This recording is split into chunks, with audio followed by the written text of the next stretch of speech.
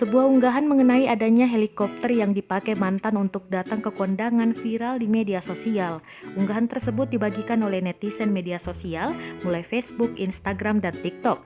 Adapun salah satu netizen yang mengunggah unggahan tersebut adalah netizen dengan akun Instagram @makassarinfo.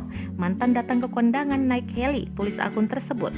Sejumlah netizen terpantau memberikan beragam komentarnya terkait unggahan tersebut. Sejumlah netizen menyamakan hal tersebut dengan adegan pada drama Korea The Penthouse. Berdasarkan penelusuran kompas.com, kejadian adanya helikopter yang disebut netizen mendatangi pernikahan mantan merupakan kejadian di wilayah Trenggalek, Jawa Timur. Saat dikonfirmasi, Kepala Dinas Penerangan TNI Angkatan Udara, Marsma TNI Indan Gilang, menerangkan bahwa kejadian yang viral tersebut bukanlah pendaratan helikopter yang datang untuk menghadiri pernikahan mantan.